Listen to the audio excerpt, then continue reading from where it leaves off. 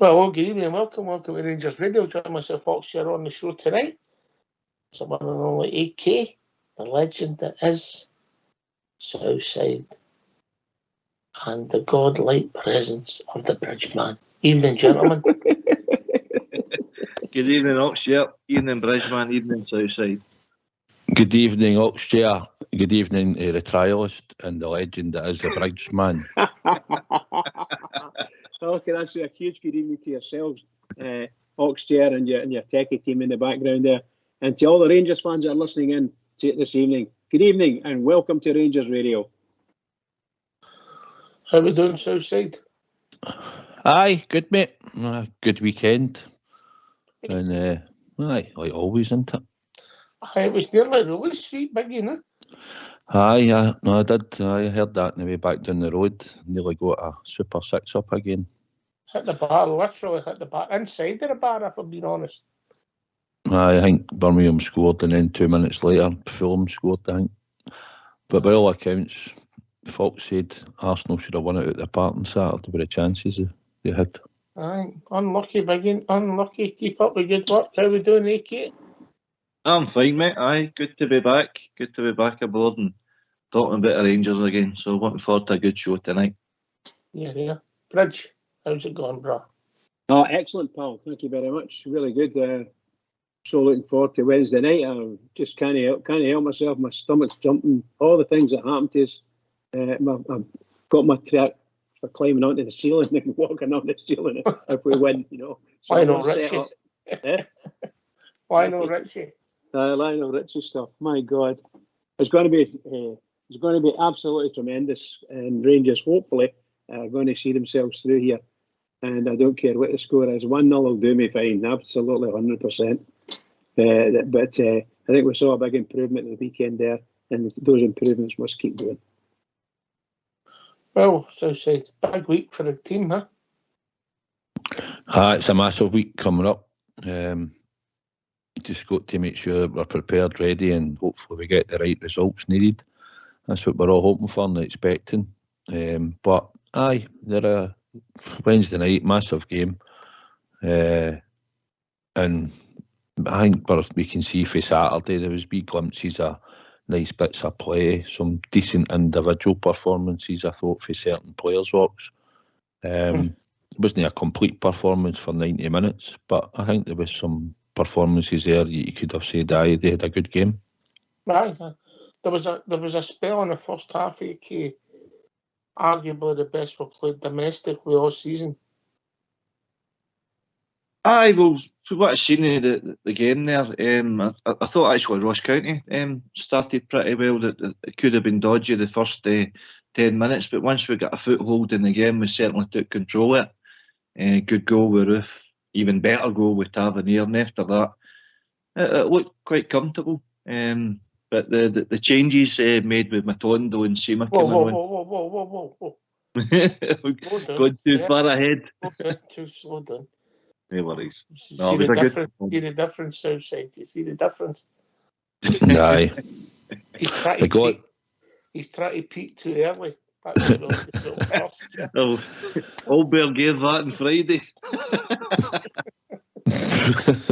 Right, so the game started Southside, and we started okay. There wasn't a lot happening in the first few minutes, and then slowly we got a foothold in the game. Goals changed games, and it was Kemar Roof that got the goal for the Southside.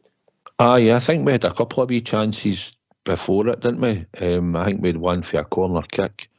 I think Dessers is a header. Good Bobby Ruth as well. Good Bobby Ruth as well. Good cross.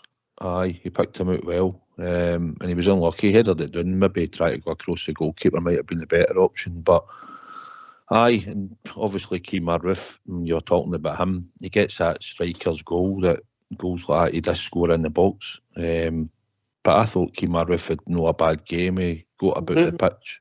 Movement was good. He got into good areas of play.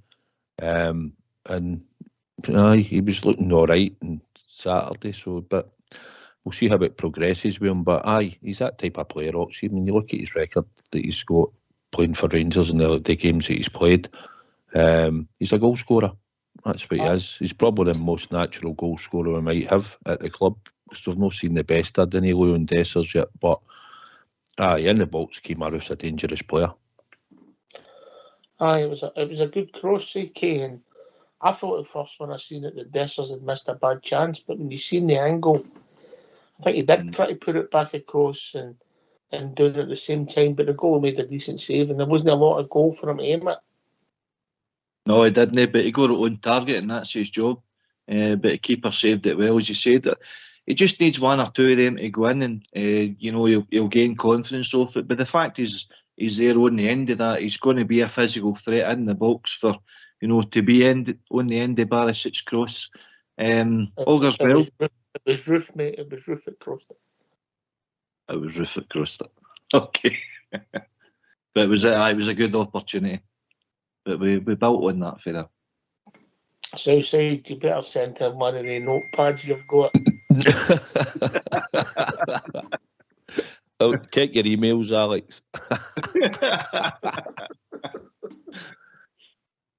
Must be in my spam file. Right. So, Bridgman, Dessers, he needs a bit of luck. It's funny. It's a funny game, innit? He did that no bad. Sometimes if you miss, he did it, it goes in the goal. It's mental, isn't it? Yeah, there's a couple of chances, and as the boy said there, sooner or later it's going to come for him, or he's going to get whipped off and forgotten about, because he needs to do a wee bit better than he's doing. But I don't know, great complaints. I think he's getting his head to it. He's in there and he's doing whatever he needs to do. And obviously, as the communication side of things come in and they start talking to each other properly and enjoying the game, that'll make a big difference. But the one that he managed to get a clean header on it, and he put it right into the goalkeeper, and it's just too. It should have maybe been over the far post again. But then he'll probably know that. Aye, I think the angle was a bit.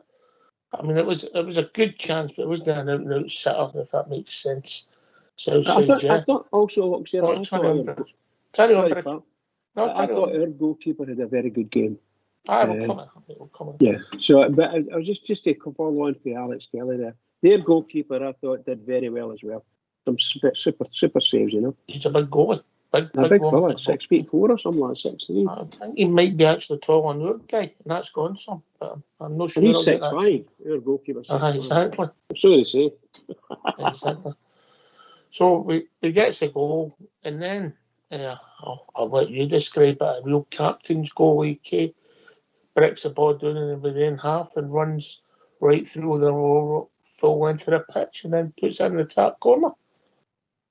Aye, it was a great interception off of Tavernier, just at the halfway line, breaking up Ross County's play. He drove into the space, but I noticed Lanners pulls away, one of the boys that opens it even more, and all of a sudden it just appears in front of him, doesn't it? He's in gaping space, and I don't know how the technique he does that, but wow, it was just he got the up and down, the swerve, to beat that keeper, the size of the keeper, as you say, he's only 3-4 yards off his line, right into the top corner, just unsavable, absolutely fantastic for Tavernier. But that's what he's capable of. But it was a brilliant technique to finish it the way he did. Great goal, Southside. Great goal. Wasn't it half? It was incredible, to be honest. You seen when he nicked the ball just inside his own half, as Alex was saying, and that the further they go up, you always think they might make a pass, and then obviously as he's got there, nobody's really came to him, and then when he's dinked it, it was tremendous. We could have a good view of it for the other end of the pitch, but as soon as it just went in right under the post and in at the top corner, it was exquisite, mate. Honestly, it was one of the Tavernier specials, isn't it? Yeah, you're right. Bridgman, you enjoy it? Thoroughly. I thoroughly enjoyed the result. Obviously, the first few minutes was a bit tentative and so on. The goal. Did you enjoy the goal? Oh, Tavernier's goal was fabulous. Just fabulous. A favour. Turn that Coronation Street off and listen to us. Absolutely fantastic goal. And it's shall we say, a typical type Tav goal. He takes his chances. He had a leather at it, and it went in. And I just wish some of our midfielders saw or watched what Tav did and tried to do the same thing. I don't know how he does it. Nobody knows how Tav does it, because he is, when he does and scores, He's just a different player. Just what a wonderful goal. Wonderful goal. From inside his own half, wonderful goal. Aye. Then for the next maybe 10-15 minutes, we played some decent stuff, AK. And I mean, I'd have liked us to get a third goal and really put the game to bed. You can see the confidence coming through the team. They were moving it quicker. Lundstrom was imposing himself in the game. Everybody was moving. Lammers had a great shot or a cross, or that's open for debate. Everybody was moving and the touches, everything was going a bit faster. I'm saying get the third. But we played well in that spell. We did. Ball retention was excellent.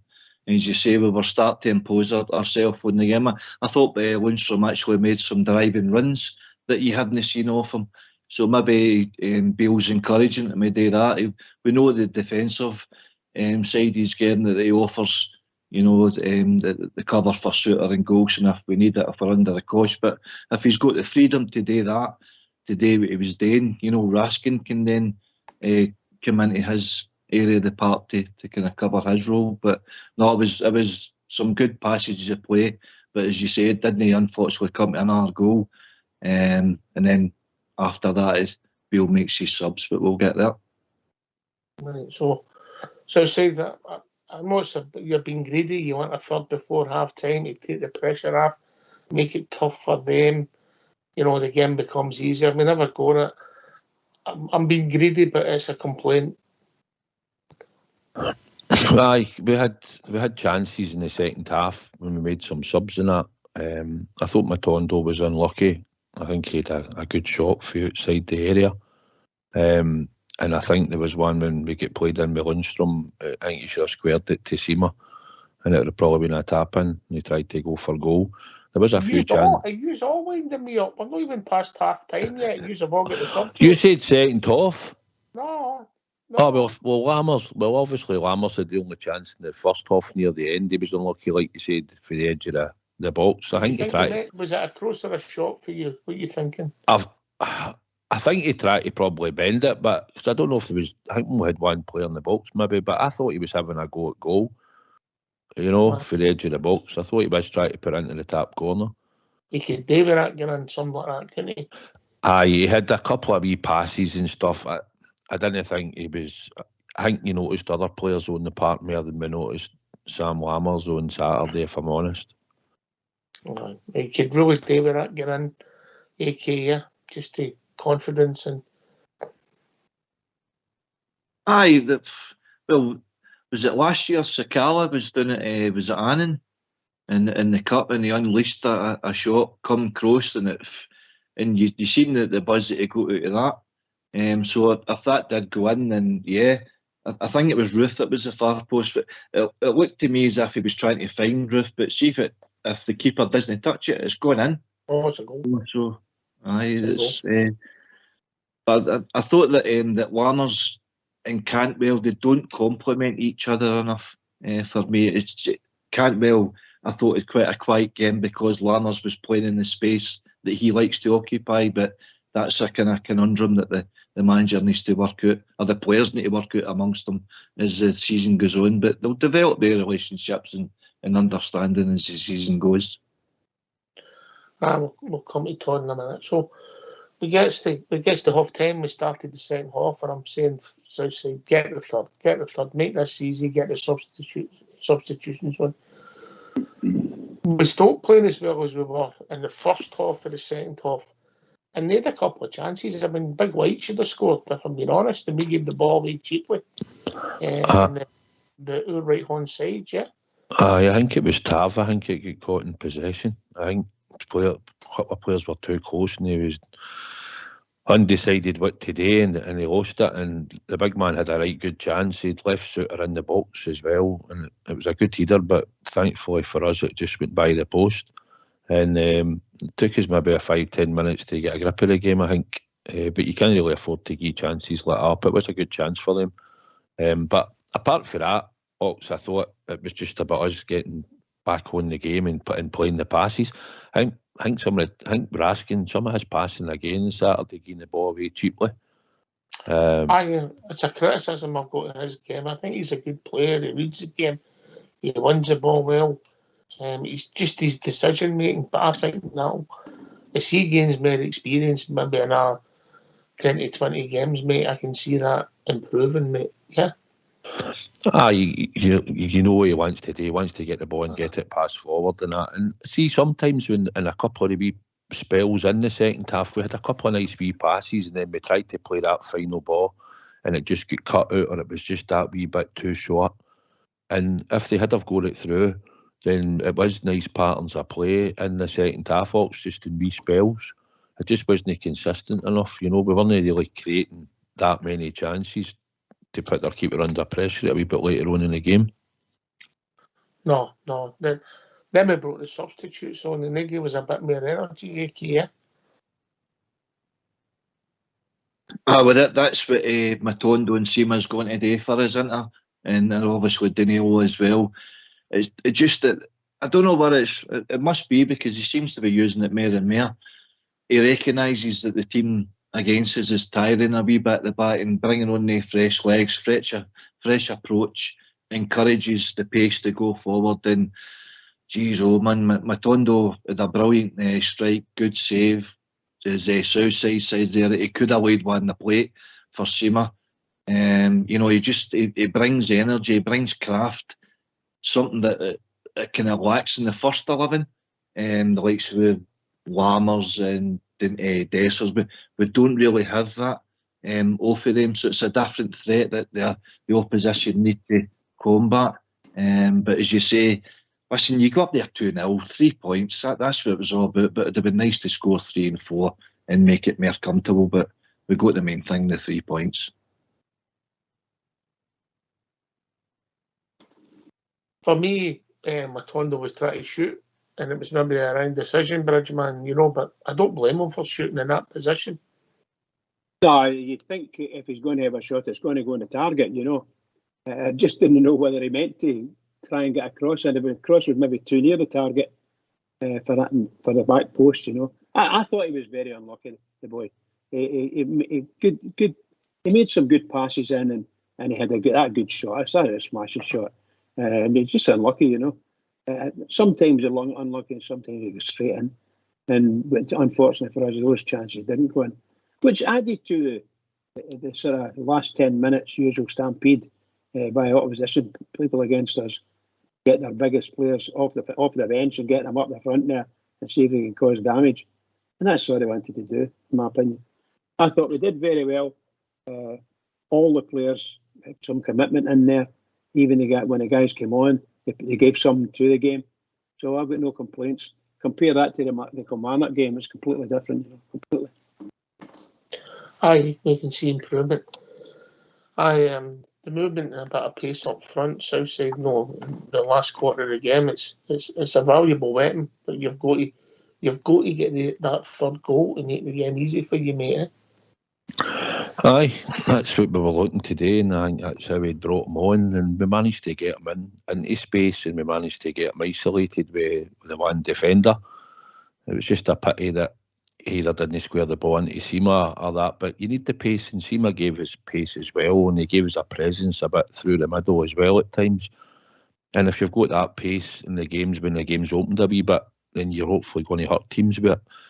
And Matondo's got a chance now to try and stay round about the first team, and hopefully he'll progress, and we'll maybe see what they thought when they signed him in the first place, because let's be honest, we didn't see very much confidence thing maybe out the picture for quite a while as well. But he's got a new chance under Michael Beale, so let's hope he takes it, mate.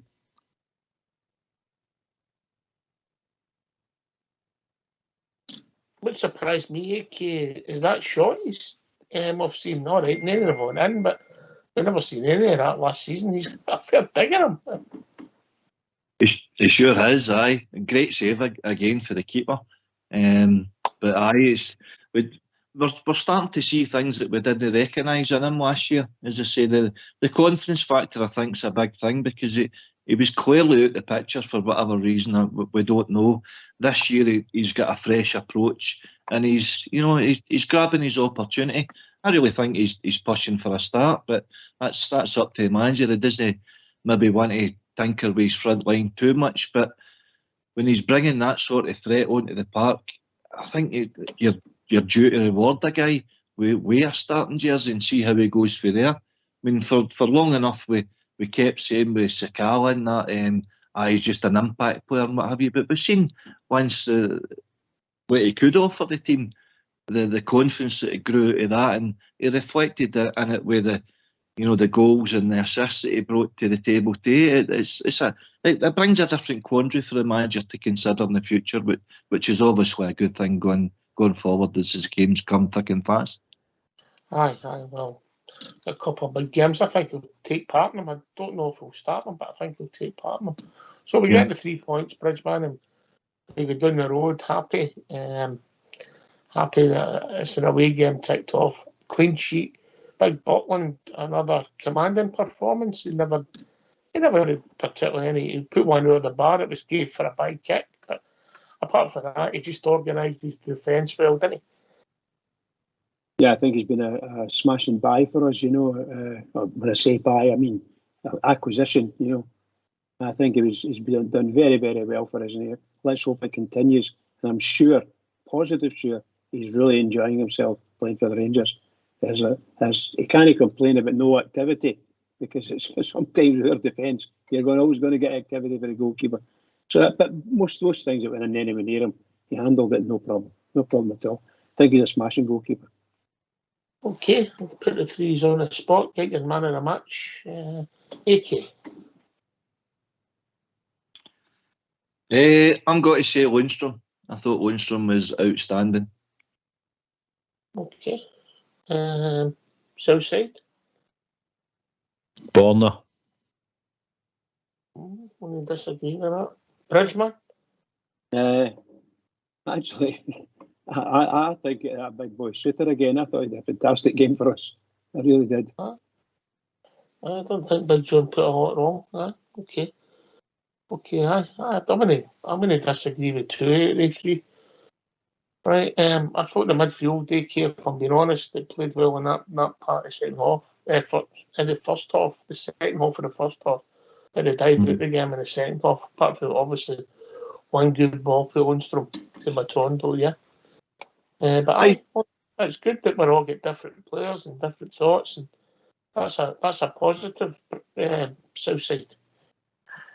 Aye. Like I said, I went for Borna. I thought he'd done well. Thought he put in some good crosses. Got the assist for Kemar Roof's goal, and he put in a couple other decent crosses. I thought he did a good game. I thought a lot of people probably thought he wouldn't be starting if Yilmaz was fit, and I think we debated it. But I think he's done well since the season started, and I think he done well on Saturday. I think Suter's the same. What a good thing is, we're seeing better performances throughout our team. Suter's been pretty. What he's went from most weeks for being man of the match or close to it, when Connor Golson maybe got the vote last week by some people and that. So, and we've had big performances for other players at times, and we've went for them for man of the match. But it's good that they're all starting. We can see we're picking players that are starting to show a bit of form in certain games, and we're hoping that they'll just all click as an 11 shortly, and we'll see the best of the football that we're hoping that we're going to see under Michael Beale, the vision that he's got for the club. Great to see, obviously, Roof starting, which I was surprised at, if I'm honest, AK, and then Tom Lawrence getting a cameo. Good signs, mate. Absolutely. The guys have a year for hell, basically, with their injuries and stuff, as we know.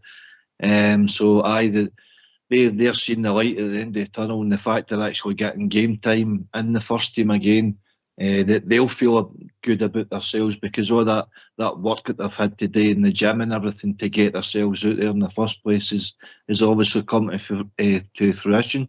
So it's a good thing for the manager to have them included in the squad. Like a breath of fresh air, isn't it? It's like new signings that we didn't have to fork millions out in. And if they show the qualities that they did before their kind of injury picked up, then that's what we're looking for to improve the team going forward. So good to see them back. Bridgeman, we get these phone lines opened. Oh yes, please. Right, get us such a mute. Let's hear from you. Why don't you give us a call on 0141 356 1972. It's your show. It's your platform. Let's hear from you.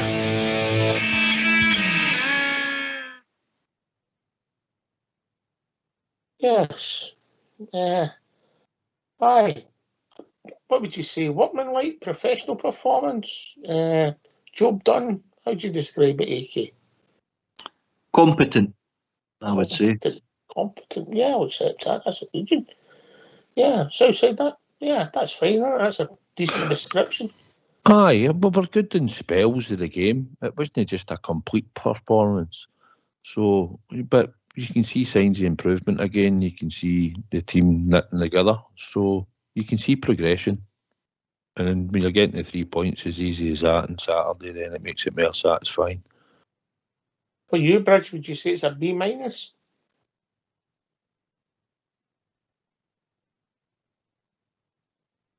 Oh, he's talking to himself again. B minus, AK? Aye, maybe even a B plus. It's kind of, there are definitely signs of improvement for the first start of the game in Kilmarnock. But I tell you, the difference is, though, is I think it got discussed. Ross County have got a tidy park up there, you know, and it allows you to play good football on it. They showed signs that they're a decent team to be fair to them, as you intimated earlier. The big boy up front has caused them us problems, scored against us, and he's meant to be a bear as well. So good luck to him for his career. But I tell you, the Ross County guy that stood out for me was their wee number 10. I think he's touched on it the weekend. I thought he did a very good play. Aye. D. Hanks or something, I can't remember exactly what his name was, but he was a decent player. I think it was Dundee or something. B minus, B plus, what are you going for, Bridge? B plus for me. Right, so that's good. That's good. That's reasonable. So say they get that then. That means we'll get a couple more to go before we get to the, there's more to come. Aye. Listen, once he's got the right midfield and we swapping it about a wee bit, and like we said earlier, Lundstrom, who we normally know goes into the back three, he was getting forward and bursting forward and trying to pick the pace up at times. So you can see there's, if he's in the team, we're maybe looking for him to get back on a bit more positive at times, and that'll be good for competition for the rest of them to get in the team. That's a fair point, AK. That was a game of football. That team try to play. All right, they're a big team, but they try and play. All right, they try and get in the front too, and they're trying to run us after them. Why not? But it wasn't all kick and rush. Absolutely, aye, and that's credit to them with the budget that they've got. It just shows you if you get the right manager, it's not just an excuse to, we don't have a great budget so we can't play great football. It's up to your manager to then coach your players what he's got available to try and play the right sort of style of football. It's not always possible, but if you've got the right nucleus of players with the right attitude, they believe in your manager's system and play, and you can get these wee gems like we've seen, that wee number 10, wherever they've got him for. Who knows where his career could step on for there, because we obviously seen the likes of Glenn Kamara coming for Dundee and then he excelled with us. He's Finnish international now, and wherever he goes once he leaves us, that's thanks to, somebody taking a chance on him at Dundee. Who was their manager at the time? Was it wee McCann at the time? No, McCann. Yeah, so wee gems like that are out there, So fair play to Big Malky. So we get to the result. We come down the road, and then things go in our favour. If I'm being honest, a wee bonus, and as far as the league campaign's concerned, not that we worry about other teams Southside, but no, you don't. But let's not be kidded. If the game's on later, they look for our result and we look at theirs. So it gave us a wee hop, skip and jump at the end of it, gives us a wee bonus. But it's what we do this year and how we conduct ourselves, and we need to get the points and the game's won. We can see an improvement in our team gradually, getting slow steps, but you can see that it's getting better. And hopefully once it all clicks, and who knows, we might even add another player. should one or two players go shortly, he might have his eye on another player coming in. It might just add to the squad. Hopefully a first team add to the squad that he sees will make a difference straight away and no a squad player. What position would that be for you, mate? I don't really care. If it's a left centre back, fine. If it's somebody in an attacking option, fine. Or another midfielder. I'm not worried, Ox, to be honest, but if it's quality and it's somebody that can go into your first team and make a difference, then I'm all for that. And I think there's no reason why we couldn't go and buy somebody. So, aye, there's signs there that we might still add. Mm-hmm. Well, there's a few people at the door. We'll come in that in a second there, but aye, what's your thinking? What's going to happen the next week coming in, AK? Coming in, it really depends on who departs, but we've kind of looked at the centre back role for a wee while now, haven't we? Ben Davies has kind of dropped right out the picture. We see how important that Connor Golson is to us. When he dropped out last year, we were left with King and Sands in that area. We don't want that to happen again. Suter next to him this year has been excellent, really, really solid, and we look as if we've got good backup there with Balogun. But we don't. Balogun's not going to be reliable for a full season, so I don't know whether it's somebody to come in to start, because it wouldn't be better than what we've got in Suter and Golson right now. But long term, I would be looking to bring in a left centre back if we could. Because something did happen to Golson. Yep. For being honest, Suter goes to there, didn't he? And Yep. You're looking for a left-sided player to come in. Yep. Suter's giving you the cover that you need. Bridgeman, John Suter grown on you? He is indeed. When I see our two centre halves, I still don't, personally, it's just purely personal, I still don't see them as the finished articles for the Rangers.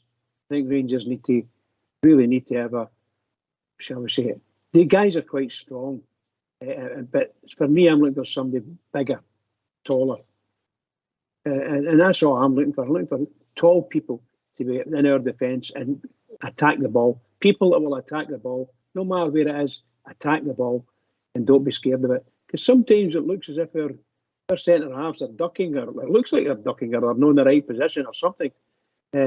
Because we lose a lot of goals from that type of area, from free kicks and throw-ins even. So I'd like to see better in the centre. It's not a desperate thing. We're not going to run out and get them. I've been asking for this for the last 5 or 6 years, but it's never happened yet. I didn't know. I think I mentioned Suter's brother. Like that's the type of height and build I'm looking for the centre half. Whether in fact we would ever go for someone like that, I don't know. I think Big Suter, Southside, I think he goes for everything, In fact, I had a big bit of complaint about his when he went for a bit reckless in the box the last maybe 10 minutes. He does the Superman, but I think he's got to learn to pick his times and just turn up. But he's powerful and good in the air. I like him. I think he's more dominant in the air than Connor Golson is, to be honest. I think he wants to attack the ball and all. I get what Bridge is saying. If Ben Davies is here or no, we don't know. But he's back in training and fitness, and if nobody comes in and gets him, he'll certainly play this season. I don't think he'll no play. So, but if we could get a dominant, big left-sided central defender in that's going to come in and be that player, and he's going to play every week, then it'll be down to Connor and Big John to sort it out. I wouldn't go for his brother, but Bridge, if I'm honest, I don't see that as a starter, and I don't think he'd be good enough to play at the Rangers, to be honest. Probably not.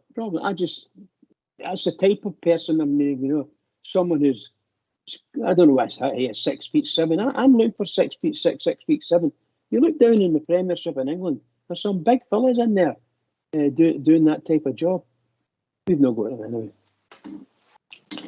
I don't want any diddies, let's put it that way. I don't want any diddies. I want people to play football, Interesting what you say about Suter's brother. I get it, but he just went for 15 million Southside, Stoke to Leicester. He did, but I just don't see it. You don't fancy him, no? Nah, wouldn't he? And I don't think I've Rangers will I've go only for seen him him either. play. The only time I've seen him play was in, if I'm honest, was in the World Cup, mate. Aye. Listen, they looked all right, maybe in games, certain games and that, but I don't see it ever happening, to be honest. I think, well, seemingly, I think seen Sky earlier saying the Rangers were going to let Leon King go out on loan, so if that's going to be the case, we might be looking in that area if it's true. But that's a good thing for Leon King, innit? Because his developments, it's no good for him sitting on the bench every week and it being covered. He's got to play. He's got to play, I'll be honest. I hope Leon King gets a club and they don't want to play him at centre back. They want to give him a game in midfield. Because that's where you'll see that boy develop and play. He's no a centre back, but that'll be when Rangers loan him out and whatever club takes him. And they may use him as a centre back, but stick him right in the middle of the park. He can pass a ball, he's got energy, he can win a ball. And any time he played when he was younger, he always played in midfield in that Leon King. But when he went to Rangers, they've made him into a centre back. But I think if he goes on loan, and a club did put him in there, and you might see him excel. Just my opinion. You know what I said, didn't last year, I think, maybe even the season before. Mm-hmm. I didn't think he was a centre back. I thought he was more likely to become a right back. But everybody sees it slightly different. AK. Aye, well, I think they're just cause for you to think like that, because he doesn't have the physical presence or the speed to be a dominant centre back the way Bridgman describes him. I like this. My centre back to be, big and strong and powerful in the air and dominant and commanding. That's the kind of centre backs we've been grew up on. So the game has changed. I mean, you've got Cannavaro and Baresi and these sort of guys, but they're intelligent, that they can read the play and they get away with it because of their lack of height, with using different attributes to their game. But I think Leon King's a mile away for the first team now. He's not going to be moving Golson or Suter out of their position. So if he's not going to get game time with us, then rather than sitting his backside and watch his career dwindle away, what many other youngsters have done, with Southside, I think it probably be better for the club and the player if he does go out and gets first team game time with another club. I agree. I think this is the time when no reserve football and 9 substitutes, Bridgman, that sometimes your French players don't get any games. Absolutely. Can I just ask a quick question on these centre halves? I know the lad Suter is playing for Leicester, or he's signed for Leicester. Obviously, he's not getting games, and he may never get a game for Leicester because they might not view him as good enough for that level, because it's the English Premier League getting higher, the quality's getting higher and higher and higher. He's in the Championship now. They get relegated, remember? Oh, of course they did. I do apologise. So, but there's still the quality's getting better all the time. So he may find himself never getting a game there. I don't know. Much like Southside says, I don't know if he's good enough for Rangers, but he's the type of person. I think if we could get someone like that, if he could retain it or get that form back he had for Australia, because he was very good for Australia. So he could replace some of that form and play alongside his brother, for instance. That'd be quite a feat, and we might do quite well there. Maybe once again, I don't know, the manager, of course, but I think Southside shed some doubt on it, whether he'd ever play for Rangers. I just don't think he'll ever play for Leicester again. Well, we'll see. Bridgman does his scouting with magic beans, lads.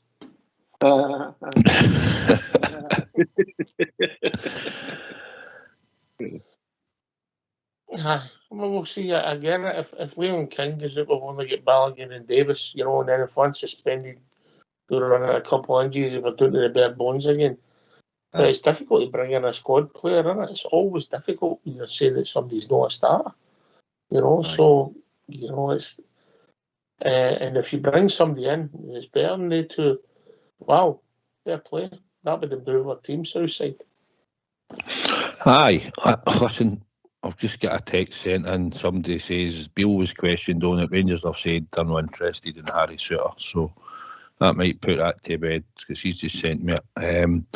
Listen, certain players look good at certain times. He doesn't have much pace and all that. He's a big boy. He'll cause a threat in both boxes and that. But I don't think he's good enough. And I think long run, it's probably be costing too much money if he was coming for Leicester and whatever. But seemingly Rangers aren't interested, so we'll see. Might be proved right. No, but that's good information anyway, you know. Never say never, you never know. Stranger things have happened. But listen, talking about loan deals, Yanis Hadji is on loan. I think maybe the same reasons as Leon King. He's got to play games where he is in his career and get his fitness back, you know. AK. Pretty much similar. He feels as if his career's stagnating a wee bit with the limited game time that he's had. He's come through a long year, the same as Kemar Roof and Tom Lawrence has done. So he's did well to get himself fit again. So he needs games to progress that. He feels as if his career's probably stalled that wee bit because of it, but that's part of football. But he went to Bale and he said to him, much game time am I going to get here, because he recognises that he strengthened the midfield area, which he had today. So he couldn't promise him game time. He's at a big club, so that's the kind of philosophy we got to expect. So I think it'll be a good move for him. The Spanish game probably suits him that bit better. It's maybe a skill game, slower game. You know, obviously the weather is better today, so it could be a good move for the club. And by the way, if he does well. If you were in New York today, was it? No. I was at Bournemouth down there, was it? I did a bit of storm. Just a bit. But no, listen, if he does do well though, that could be good money for the club. Better money than potential win-win. Well, if we're looking to sell the new auction, you'd be looking for about 3 million, if that. And if he does well, that could go up to 8 or 10. You know, so it could be a win to say. Or you might get a new player back who is hungry and wants to play and fit. Yep. You know, I don't think he did go to Bale and say that. I think what he was saying, Southside, when I heard him, is there's boys playing in front of me that haven't done a lot, and I'm due my chance. That I was taking into that. Not what he said, but that was how I read into it. I think he said that, and obviously it's good to hear he had a wee bit of frustration. You wouldn't like to think that he's happy sitting thing. I mean, I think he deserved a chance, and maybe more than what he got. You don't know what the background date was after the comments, but I think if he goes on loan, if he has a really good spell there and he doesn't come back to the club, then we could probably sell him for decent money. And if he goes and doesn't produce, then obviously we'll probably move him on and he'll not be for as much as we think. But I hope that he goes there and he does well. And I think he is a talented player. I think he's got good balance, good vision, lacks a bit of pace, but he plays for his national team as well. And he plays usually well when he plays for them. And I think in European stage, he looks better because he gets a bit more time on the ball. But he's gone. And that's what he's done. So I wish him all the best, and I hope he does well there. But as I've said on here many times, once he leaves Rangers, I'm not really worried after that what they do. Aye. Well, follow him because he's still a player a bit more than normal Southside, if that makes sense. Aye. Obviously, if he's on the telly or you see clips or whatever, but I hope he does well there. And if he comes back and he's going to be part of the team the following season, fair enough. But I think he'll have 1 year left in his contract by then, Hawks. So if he comes back, give me your gut feeling now. Yes or no? No. Okay, don't disagree. Bridgman? Well, I'm going to say I agree 100% with what Southside said. We've got players that they go abroad and we wish them well, and that's all we can do. We can only wish them well. Some of them we sometimes take back when they're having a hard time or they finish up their contract and they're across the world. We did it with Balogun just recently. But in general, we just wish them well and let them go on their life and we go on ours. As far as football's concerned, they've left us or we've sold them to somebody. It's as simple as that. Let's go on with it. That's all I can say. I agree 100% with Southside said. And you know what it's like in football, because your father was a great player, doesn't mean that that you're going to be a great player. And I'll prove this to you, Southside, if you just stick with me. But because somebody's father was a dud, the son just won Player of the Year and top goal scorer at his club. So a shout out to young Jamba, Stevie's boy. Aye, so he did. That was Saturday night. It doesn't make out that the father and son follow, but Jamba, same club as Sam English, Oaker Athletic. Congratulations, young man. All the best to you. Well done. Aye. Well done. Listen, if it was his dad, right, that'd been out for that length of time, he would have walked back into any team straight away after that injury. Would you agree with that? The corner fit with half a leg in the season play. Listen, I do feel sorry for him. I thought, it's like Michael Beale bought Lammers and Cantwell was on fire for a good end part of the season. And between the two of them, Hadji was coming back. He done a full pre-season, as he says. He took part in every session. And obviously, he's going to have, if you're signing Sam Lammers, as much as he's not really produced, and he was shown a bit during the pre-season games, Hadji would have been a bit frustrated.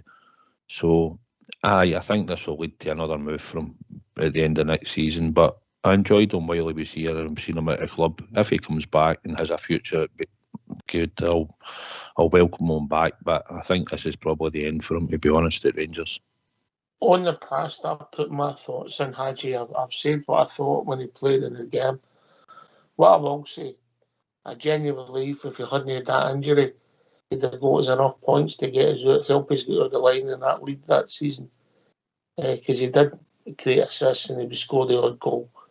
Consistently, I don't think he'd done it for us, but his glimpses are absolute magic at times. The boy, he's got vision, but sometimes his pace let him down the game. Maybe it's just the Scottish game, as you said.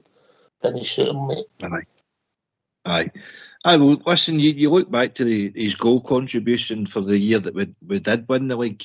I think he had 46 goal contributions, between scoring and assists, which is a remarkable kind of output. And that's the level that we wanted off him. But obviously, he wasn't offered that game opportunity, or the bad injury stalled that game opportunity. Who knows whether he would have come back to that level. But unfortunately, time caught up with him. And obviously the kind of changes the club at the time, the changes in personnel, it wasn't the same manager, it wasn't the same players, the coaches were changing in the period of time he was out. So he was starting kind of afresh again. He thought he might have, won reward off of Beale because he knew what he could offer him. But Beale's obviously got to go with his own sort of players and give them the game time, because it's his picks at the end of the day that that's why he's a position as manager. So he's got to be fair to his own new signings as well as the players that he inherited. You did the numbers for me. See, I did my homework while I was away. Oh, your homework's talking at his backside. He only scored 7 goals that season. You saying he set up there and hope for other goals? Well, the thing with the podcasts that I listened to, the boys said they had 46 goal contributions. Right, okay. Right, well, this trial's not going very well, Southside, is it? So what I take for that is then he's listening to the other podcasts and then telling us what they're saying through him, which is wrong. Oh, dear. Aye. And he's right. Southside, I'll come back to my point. This trial's not going very well. When did we pull the plug? Right, and then only go to HR at 9 o'clock during the tune. Maybe not even see if he makes the second half.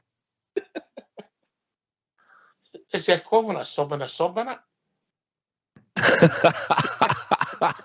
You calling me Andy Halliday now? I'm going to phone up Billy, see if he's free, see if he can do the second half. Oh, coming with things like that ain't true. Bridgeman, have a word with him. No, this has gone well. Southside, it's me and you tonight on my own, isn't it? He must be into the military tattoo or something. He must be watching it. I'm watching it, and I'm quite happy here. I'm enjoying Oh, the he's chat. back. I'm enjoying the chat. It's lovely. Right, do you want to try and correct yourself with your stat about Hadji, or are you going to leave that one out there? Well, you've got the stuff in front of you there, obviously. I've got all the stuff in front of me, so don't make things up, mate. Okay, Bushman, sorry. Oh dear, oh dear. Oh, Southside, look at the size of his nose. Why is the colour of my face? Give me a know. Hot toddy tonight, mate. Hot toddy. Roasted. Schoolboy era. He only scored 16 goals the whole time he was with us. You know. It's hard to believe he only started 47 league games. You know, you seem to think he played better than that Southside, you know. Listen, the only thing I can say in his defence some of the time was he was played out of position. He did play on the right-hand side, you know, and he still managed to contribute. And when he was on loan, I think at the time before we took him with the goals against Braga, free kicks and that, and the one he smashed for the edge of the box. And even that night, a lot of people in the stadium were screaming to take him off because he wasn't having the best of games that night. And then he smashed that one lone hard into the bottom corner. Then we get the free kick. But I know I think he was a good player. Probably if I'd looked for better performances like we do in all players when they come to the club box. But he had big contributions in games that we needed to get a goal. I think Hibs St Johnstone was two. I remember we were struggling and he popped up with a goal in that season. So, and in Europe, the one he cut back for the byline when the ball was about to go out of play, I think it was Hollander scored it. Might have been Sparta Prague away or something, I can't remember. But that was genius that night, the way he cut that ball back right across the box. But listen, he was good at times and he was a cracking player, but it looks like I don't think we'll be back, to be honest, but we'll see how it goes. I think his contribution was more in Europe than in home leagues. But I think I thought the Braga game was absolutely outstanding for him. And his contribution was excellent. He won the game for us, basically. Well, I mean, he did obviously got the first goal, which was made it 2-1, but if I'm being honest, that night, Joe Aribo's goal was just out of this world. Wonderful, wasn't it? Just wonderful. It must have beat 6 men that night, my God. Aye. You know, that was out of this world. He scored that season, you're talking about, AK, when we won the league, you know, he scored 8 goals in total in all competitions, you know, and he was involved in a few goals, but maybe not as many assists as what you've heard. Right, okay. He was influential for us, yeah. Aye. He had a good season. I'll leave it there. Aye. I'm away back in my corner now. I think he's going to own that pointed hat, Southside. Aye, we should have that cloak over his head and all. But listen, listen, we've got if we've got the players like we're looking at, if Lammers can come in and get some goals and do what Hadji could do at times, and obviously we're looking at Tom Lawrence coming back into the team, and we've seen what Cantwell can do by himself. Players take a wee bit of time to settle in. You're hoping that they fire straight away. And up front now, if we can keep Kemar Roof fit and play him in the games that he said, he's had his hip injury, he's had it done, he's been back training for a while, he knows he wasn't going to play this week, and then he knows that I think he'll possibly be involved against them at Ibrox, and that's a massive for us as a threat, because he's a natural goal scorer, and we put that ball in the box, he'll certainly put it in the net. What? Yes, mate. I was going to ask, what do you make of the Danilo situation? We buy a striker. We buy a striker for £6 million. You're not going to hang in a show at all, have you? I'm just putting it out there, please. You're not going to hang it at all, Southside, is he? No, he certainly has not. I think it's probably in that holiday because he's away when he's come back all excited. No, he's not going to hang it at all. Send him a memo, Southside, yeah? Aye, okay. All right? Aye. What is it, Alex? Go and get it off your chest. I'm just interested in your own thoughts of the Danilo situation. We pay £6 million for a striker and we're not playing him, and he's playing Roof in the front of him. Just getting the pace of the game. He'll have time to play, yeah. He'll give him a chance, yeah. Give him a chance. Right. Okay. We'll see what he's got. He offer it 6 months' time. If he's the equivalent of the same game time he's had in the month, you'd question why we've signed him. But let's see what it takes us, you know. He showed touches, he showed glimpses. You know, the jury's out, and I would say the jury's out for a couple at the moment, if we're being honest. Southside, I mean, Lammers. Dessers puts a shift in, needs goals. Lammers needs to get involved in there, mate. He just needs to get involved. The game's passing him by. All the games are passing him by, Southside. Aye, he's no been. Listen, he is a good player. He's got a trick or two up his sleeve. He can put in a good delivery. He's just no really gone in the league that we've seen. And then he was a sub, obviously, against Servette in the away game. So, I think you can see there's a player there. He might just be the one player at the couple. Dessers has been unlucky. I mean, that one off the post, he had that header there on Saturday that if he probably goes the other side. Over doesn't, aye. He had the one when that player supposed to have fouled him, they run round the goalkeeper. He was unlucky against Livingston, run round the goalkeeper and put it across, kicked off the line. And he's missed a couple. Maybe you might have thought he might have done better with, but so he could have had a few, to be honest, and he wasn't really up to speed. And I think he just needs that goal or two, and I think then you'll start to see the best of him. I think his fitness is up now. I think you can see he's a bit more mobile and he works hard for the team. Danilo, he's not really been in AK. 2 gilt-edged chances in Europe, one against Servette away and the one at Ibrox. Even if it was only just in the last couple of minutes, he should have went high into Roof and net, I thought, with it.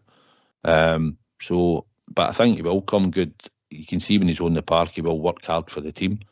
And it's probably the same as Michael Beale alluded to. They have got off the mark and they have both scored. But we're wanting to start being more consistent and seeing at least one of them that's playing regular, like Dessers. I think he'll start to score more regularly just shortly. We brought you in for a big transfer fee, and it's not really worked so far, you know what I mean? So He's your Matondo, isn't he, now? Oh dear. Tory Kelly. I thought you'd be very cruel and Rabbi Matondo's outside. I was talking about last year. There was a good build-up and it was failure, wasn't it? You're really cruel to him. Oh dear. Right. Sorry, Katie. You make it easy. Right. Get yourself in mute because we're going to have a tune.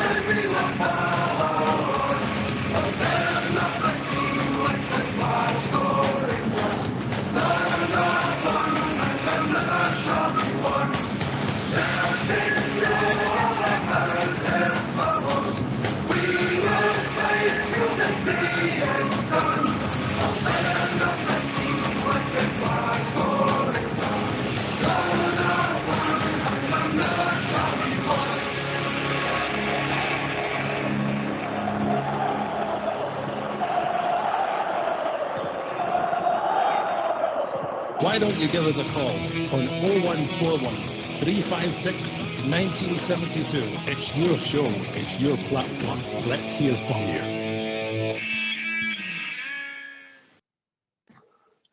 Great news, Southside. Billy's warming up. Aye, right, that's good. You know. My number's up. You're like, as soon as when they put on that George Wade's cousin, win it. That's how I feel.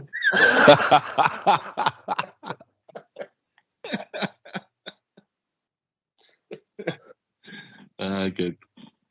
Welcome back, eh? Okay, we've missed you. We've missed you. Did you get recognised in the Bluebell? I said to you, Andy was telling. Aye.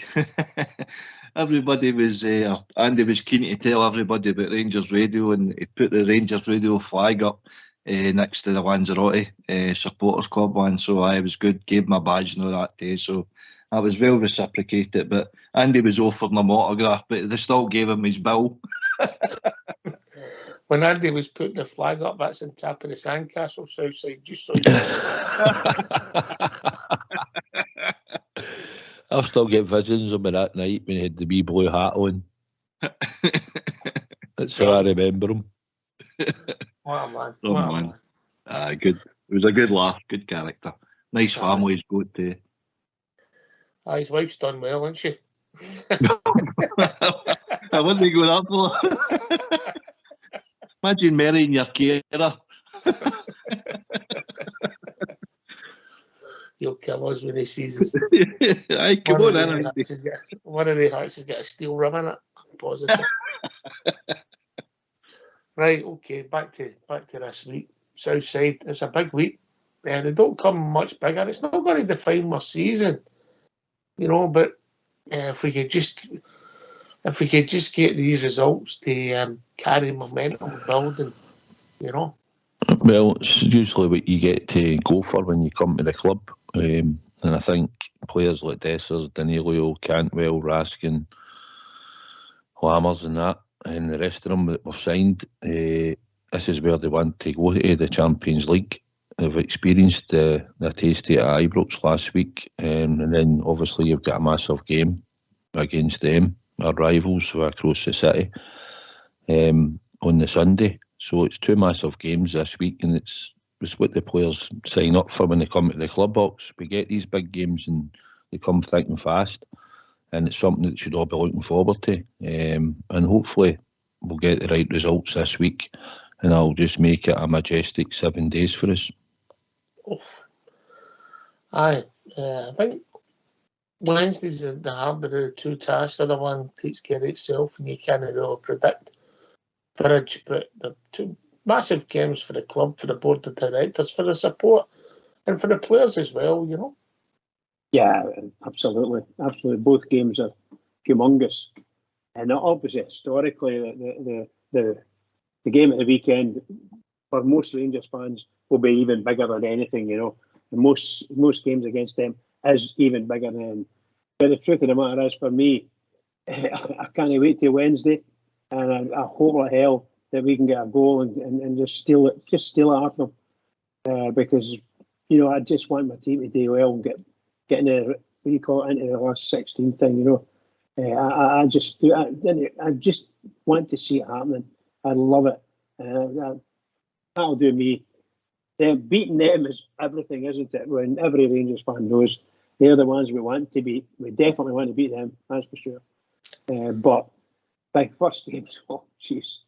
Wednesday, I can't wait. Seriously, guys. Can't wait. It's mouthwatering. It's a big game.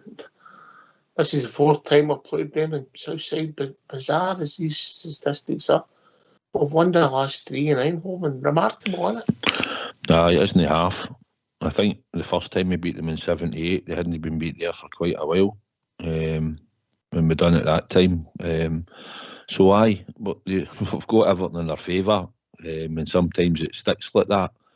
I just hope we go out and apply ourselves. We've got players that can hurt them, it will be a tough game. They'll come out straight away, like they did even last year.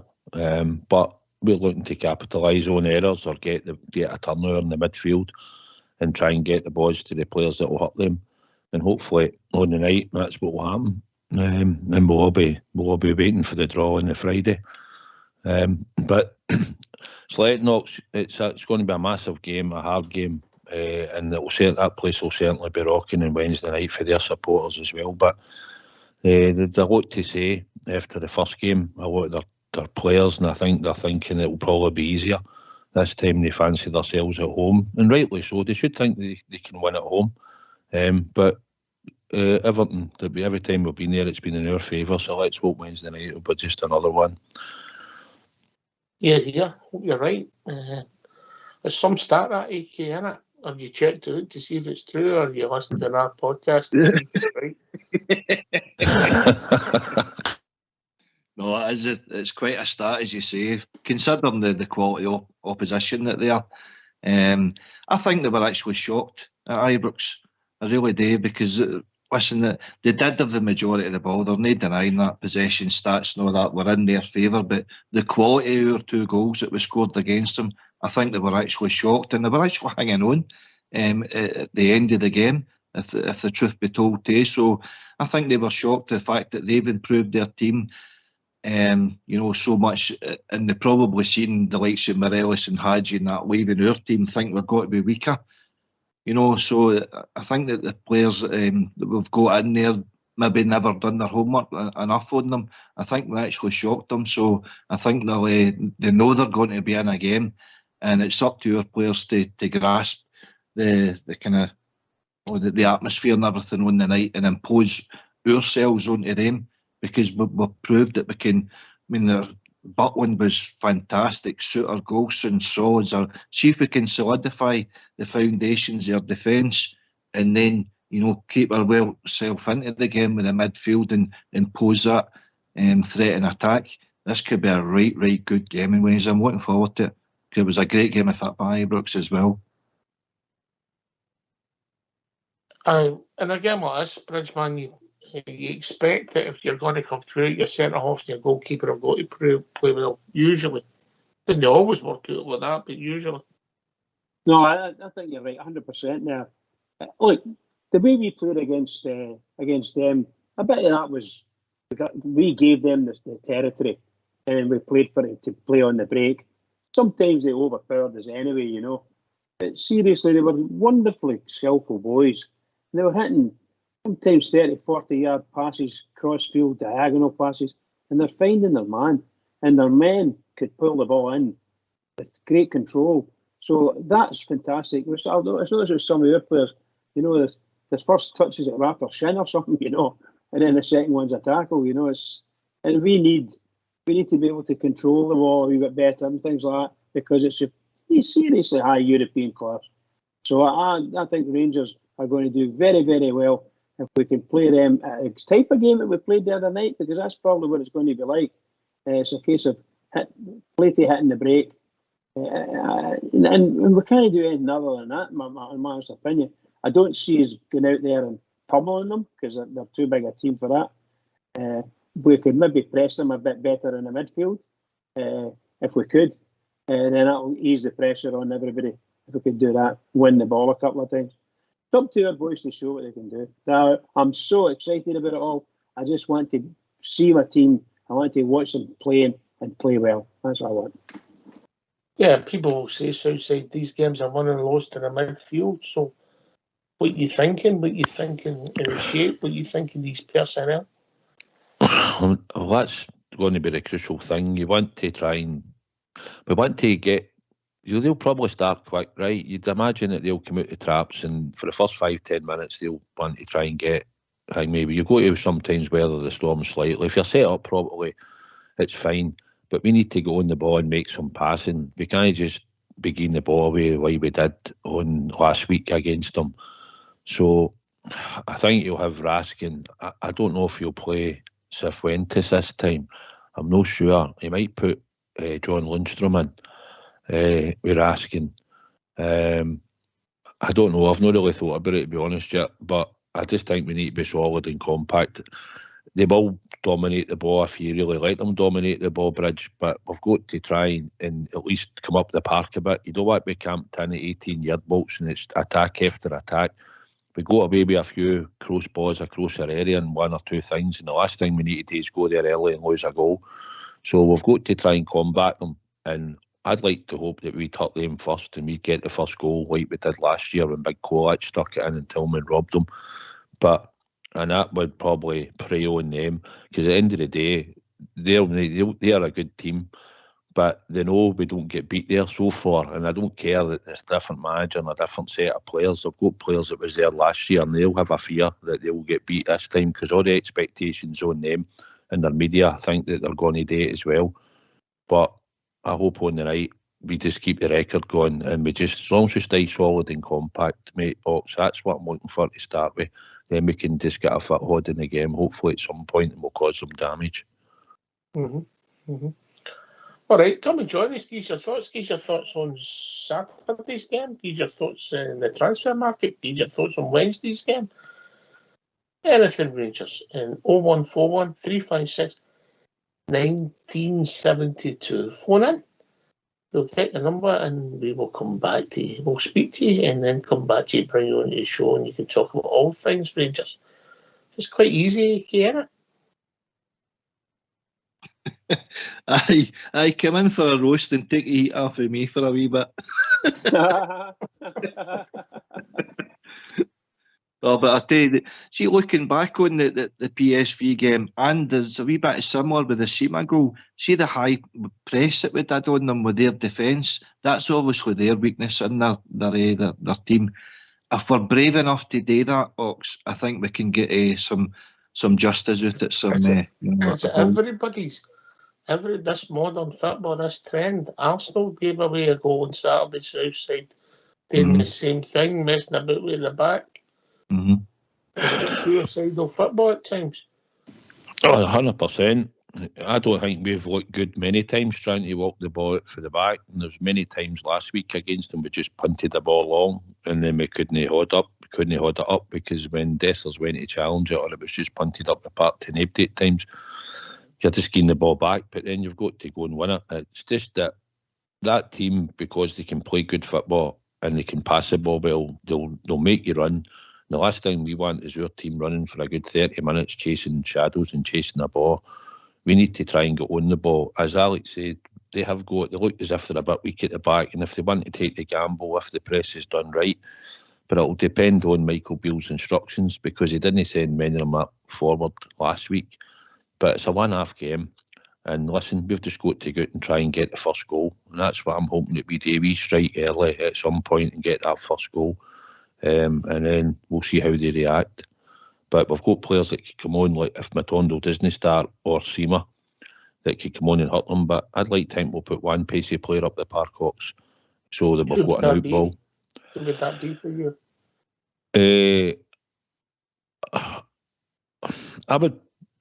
I'd probably plump for Matondo on the fact that to start, it wouldn't worry me if Sima was on the bench to come on, but I think with his pace early in the game, and we want to get their defenders turning or put balls into space, if we can overturn the ball in the middle of the park, we're looking to hit him and make him one-on-one with any defender, and we're hoping that once he goes by him, he finishes the ball in the back of the net. And listen, we might just get 2 chances like that in the first half, and if we can stick him through and he puts 2 in that net, then it's a game changer. So I'd maybe use him rather than worry about him coming on later. So I think we should try and strike first when we can, but stay solid and stay in this game. But make sure we're looking to hurt them at the other end and not just sit in for the 45 minutes and hope they don't hit the target and we're under pressure all night. So like you said, people would argue that last year's performance in Eindhoven was my best performance of the season, Southside. Aye, up to one Glenn Kamara was outstanding, wasn't it, in the middle of the park that night? And Lawrence. Aye, and Lawrence was unlucky when he done that wee bit at the edge of the box and hit the crossbar. Aye, it's just, we've got players that can get us up the park, and we've got players, if we can get them on the ball, can hurt them. And likewise, they'll have the same type of players, but it's a one-half game, and we've just got to go out there, Ox, and believe and I do believe that the team will believe and the support will believe that we will get that victory. But we need every player to turn up on the night and do their job. I need every man to do their duty. Somebody said that before, AK. Yes. Listen, I'm way south side. See, the only concerns I've got about our midfield now, and we've actually spoken about it in recent weeks. See the ball retention. Raskin's getting the ball away too much. I've got a feeling that he'll bring in Jack. I think Lindstrom will start. I think it'll be 4-2-3-1. I don't know what he would do. I think Cantwell's going to start, obviously. I think he'll bring in Cifuentes. I would give Dow that other spot, and the reason for that is because He's got injured, mate. a relationship. He's injured. Was he? Oh, well, put that out the window then. I think Seema in there then. For me, he'll probably start Dessers. But I think Raskin will start, mate. I agree with you about the ball retention. What you thinking, Bridge? Yeah, what you're saying there is quite true. I think personally, from the start, I'm hoping Matondo plays, because he's always going to be an out for you. He seems to have chipped up a wee bit, and hopefully he's going to play. I hope he plays anyway, because they don't like his pace at all. What they don't want to do, they want to be able to play the ball for the goal line, right out to past the halfway line, till them takes a purpose, without him to tackle them, or without him to do anything. If we Matondo can actually get the ball and go for a wee run, it'll make a huge difference, because they don't like that challenge in there. They don't like it. And I think the game at Ibrox saw that.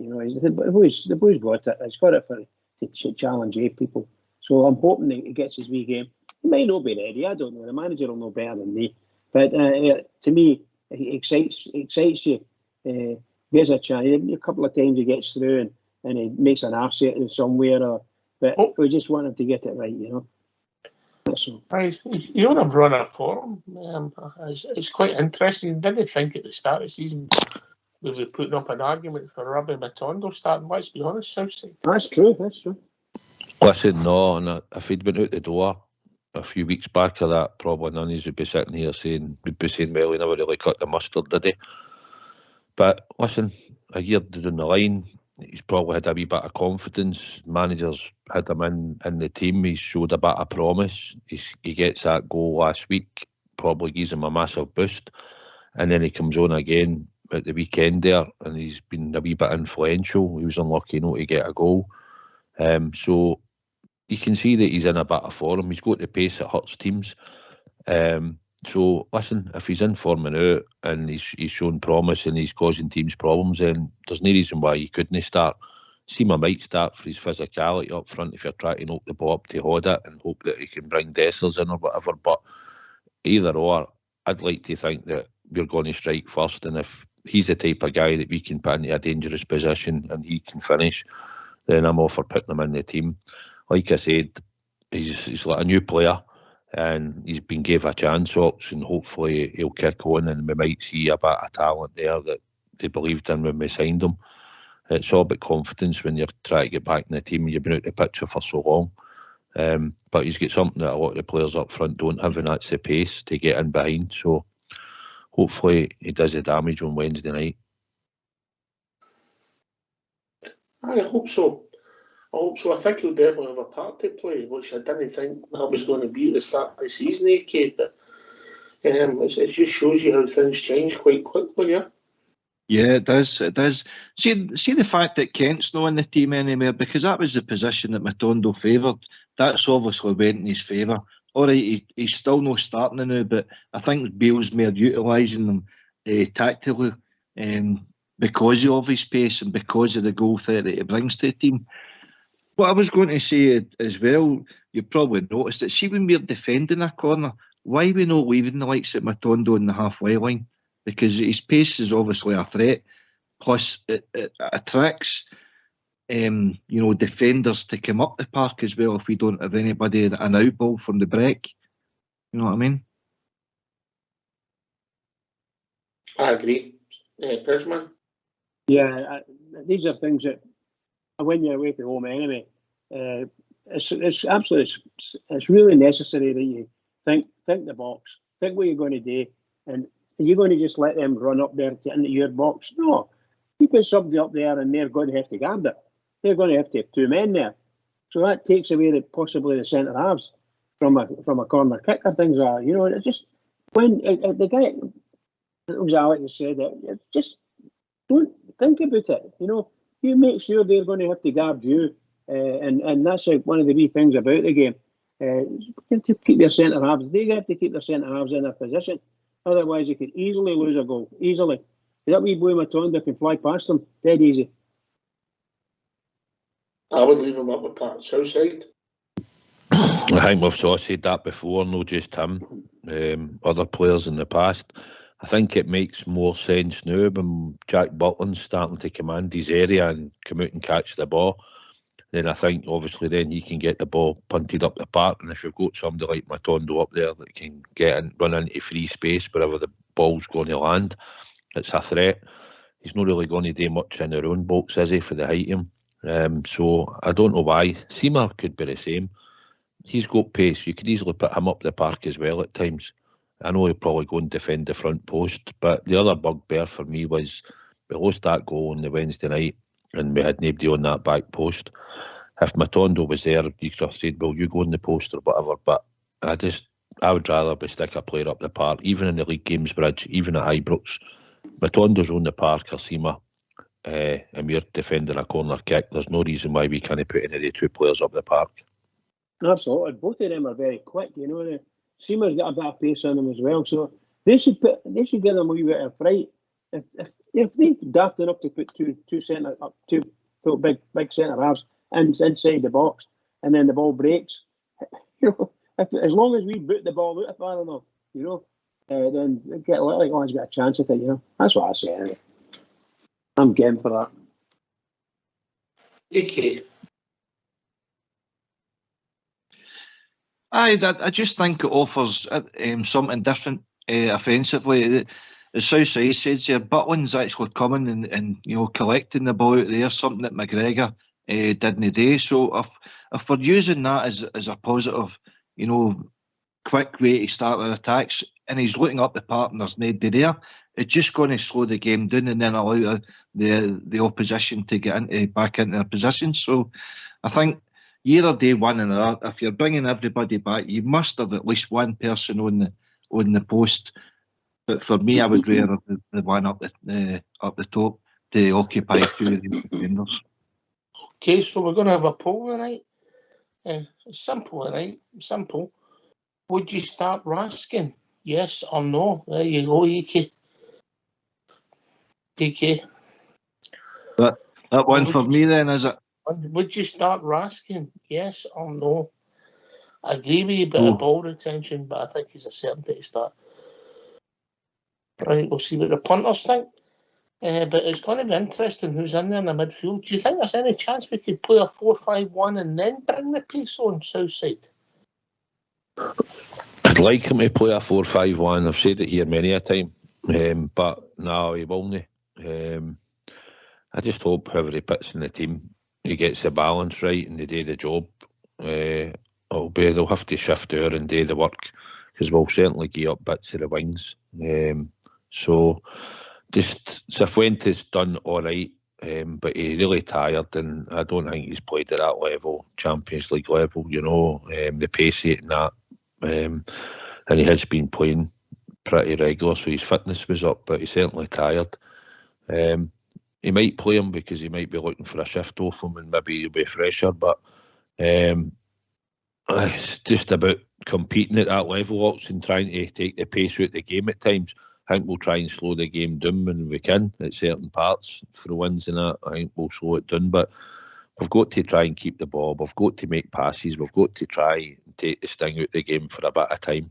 And I'm hoping that whatever midfield he picks will be brave on the ball and get us up the park and manage to open them up in the spaces where Michael Beales thinks that they're going to be weak in. And that's hopefully where we'll hurt them. But we really need to try and keep the ball up. That was a bit of the frustration in the last game, AK. You know, we gave the ball away cheaply at times. You know, we gave them back then. Right. You worked hard to get it back and you gave it away cheaply at times, which saps a lot of your energy. It does. Right. Sorry. No, it was the thing with the ball retentions, you say, particularly for that level, because the higher level opponent, they're going to hurt you. So when you get the ball, you've got to keep on, give the defenders a chance of a breather, and string a few passes together. I just think that Cifuentes, when he came in, he's basically been thrown into the deep end right away because, lack of confidence, the kind of performance of players were a wee bit lacklustre. I thought the team needed a wee injection there. I think that's what Bale's thinking was, but he's had a week's rest now, a full week rest there, and I think that was with the intention of playing him in PSV, and it was the same way Ryan Jack there. That he seems to do that there. If he's got an intent with these sort of guys, that if he was going to be playing them in the big game, he'll no play them with 2-3 games in a row there. He'll give them that week rest with that other big game in mind, so that was just my thinking. 4-2-3-1, 4-5-1, whatever it was. But could Roof start instead of Dessert?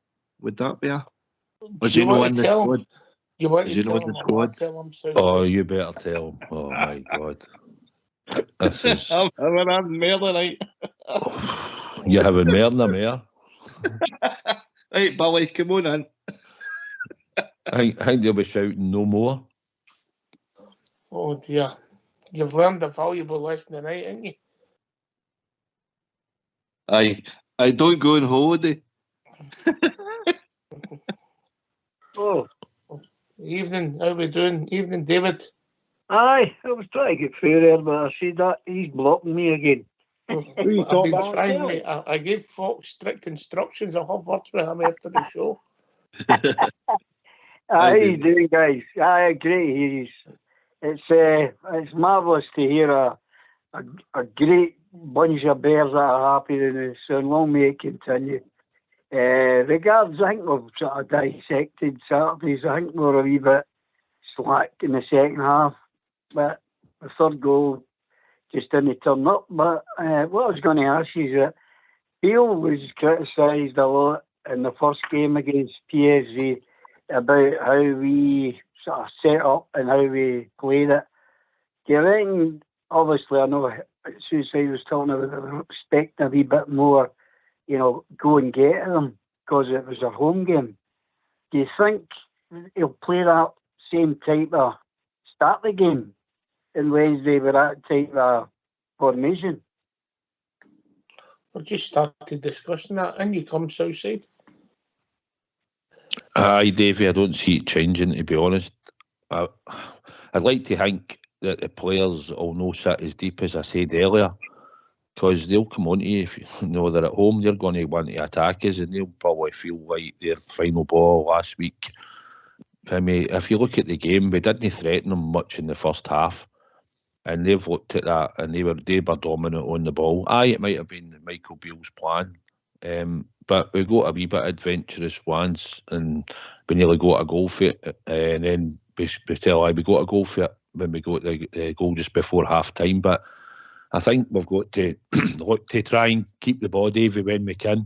They will press, definitely. It's just about us.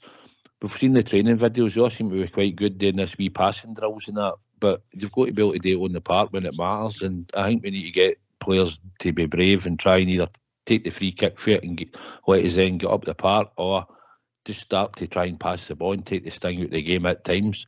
We can't go there and just sit for that 45 minutes and let them come at us. Yeah. Davey? Yeah.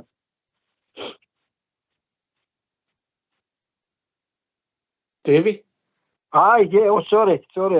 I agree with that. You're spot on. Suicide, spot on. I'm just worried. Well, there was a couple of instances on Saturday where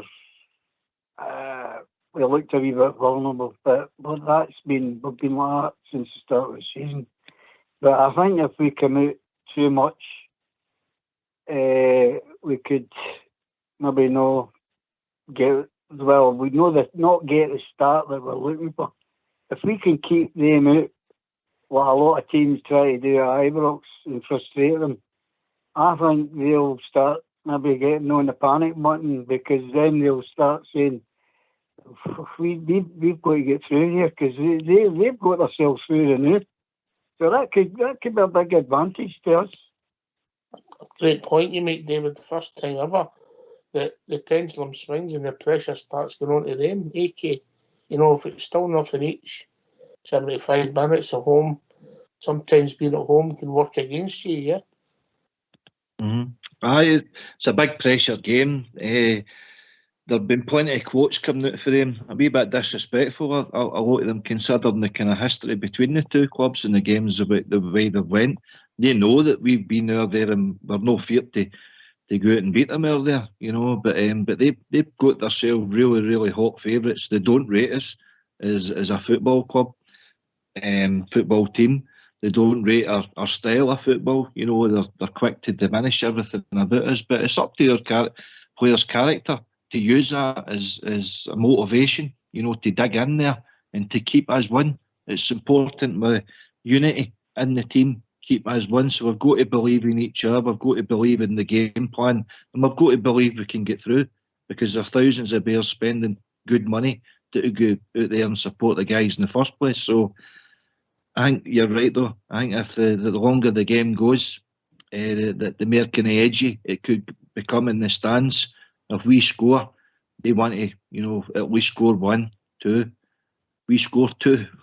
I think they're doing well if they're scoring more than that. Then, so we'll see where the game goes in. Aye, could be an interesting tie. You're going to need a bit of luck, and I think teams are going to get the odd chance against you, Davey. Yeah, they're going to get a chance against you.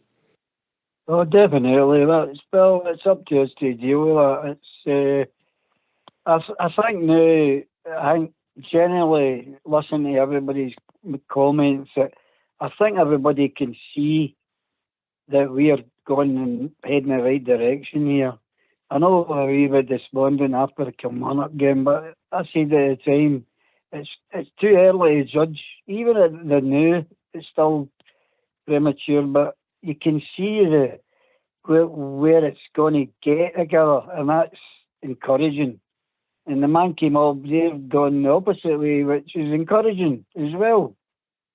So it's what's his name now? I can't remember. He upwards and onwards, but Blue Star says it. I think things are looking a lot rosier than what they were 3 weeks ago.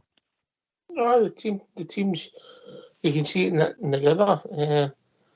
You can see the individuals at times have shown they've got something in a locker. It's not, has it nicked the defence, the midfield, and the forwards playing well in one game at Husneybridge, and this is maybe the week would like it to happen. I think what the guys were saying earlier about they do what we need to do and hold the ball, hold our game, and take our time, slow the game down to our pace. That's what we need to do, and keep possession. If you can keep possession, it's half the battle. If you're panicked into having to get rid of the ball quickly, which sometimes it happens, just put it out of the park, Rose head it, give you that wee chance to get back. But seriously, we need to find the out ball, and if we get the out ball to one of the speedy guys that we're keeping up front, then we've got a chance.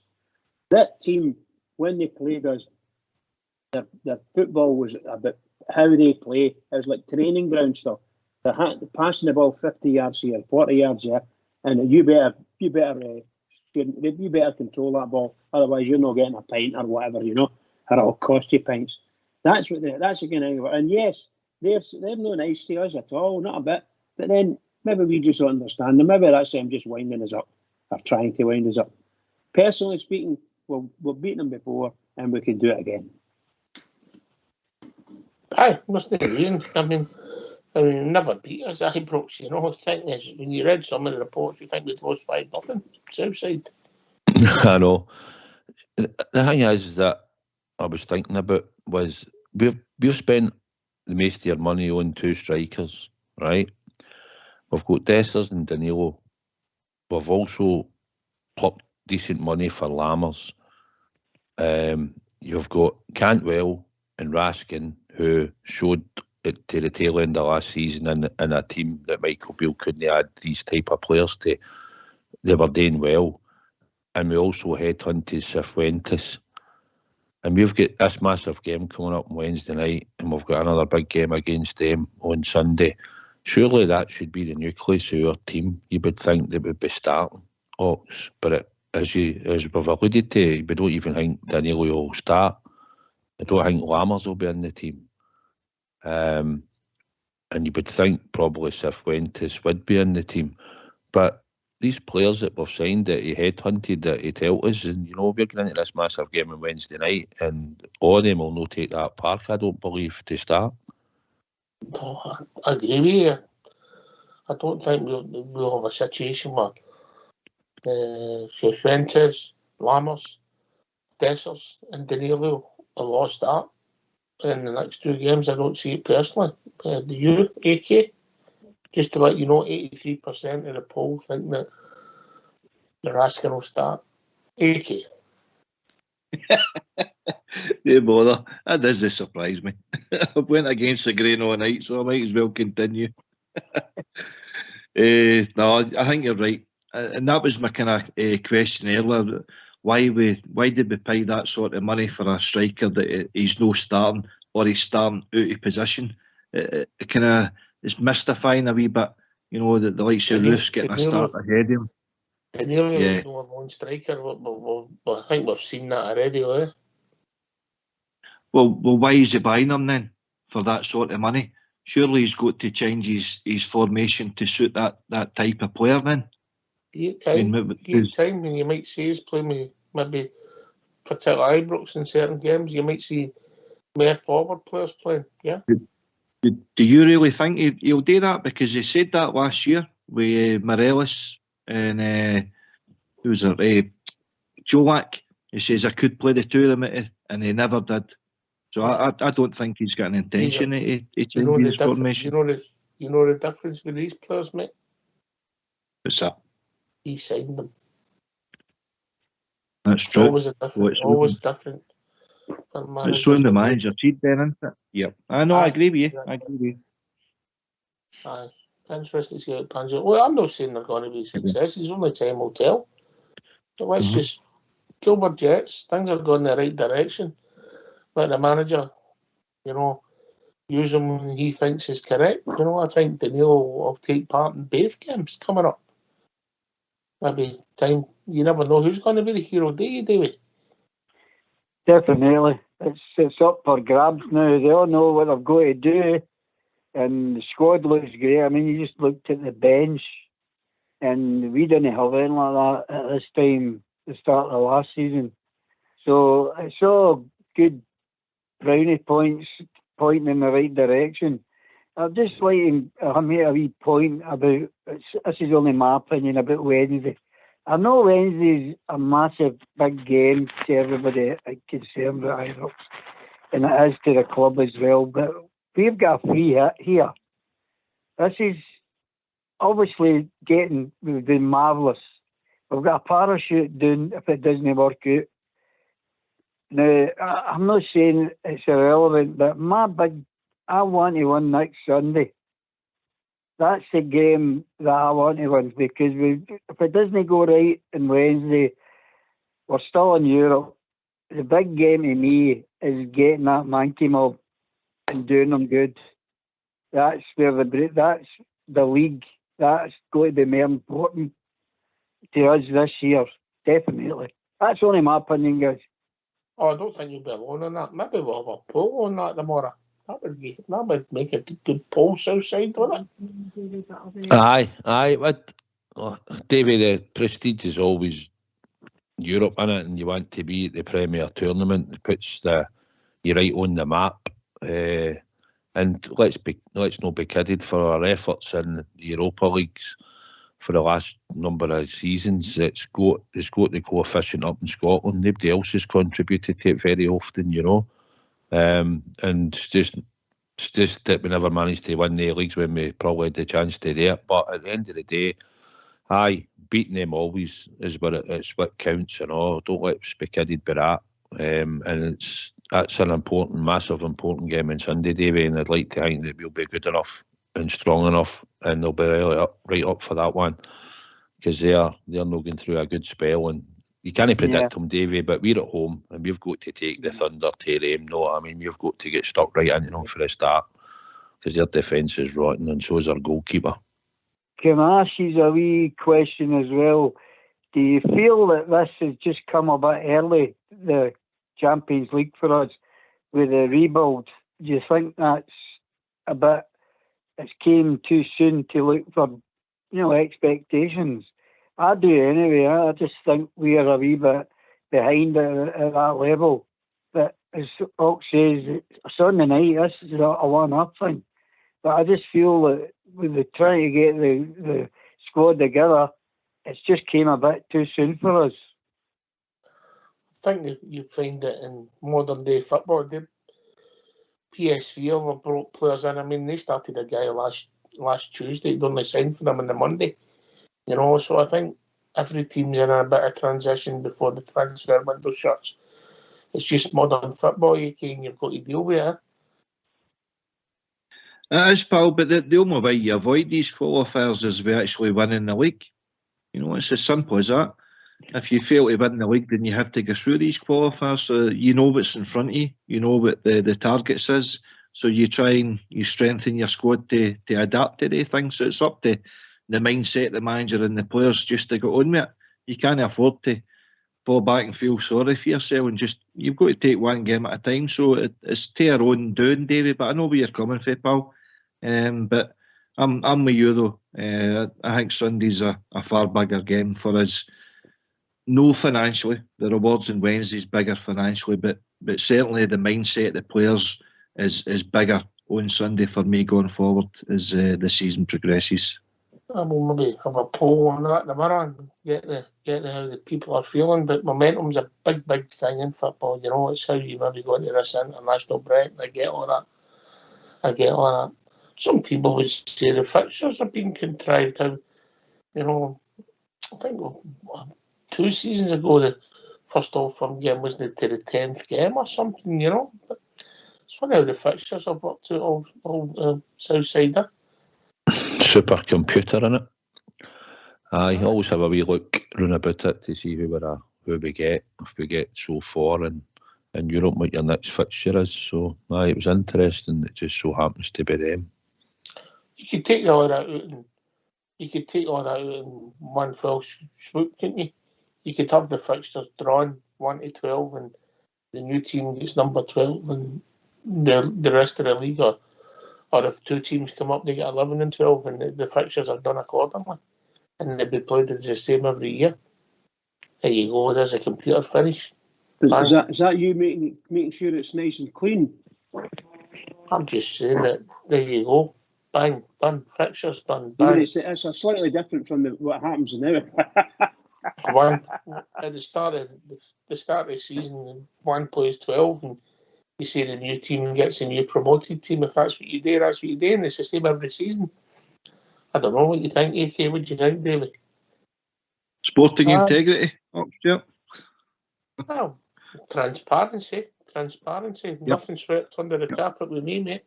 David? I agree with that. Well, I'm not disagreeing with you, folks. Hawks, or I'll get a red card.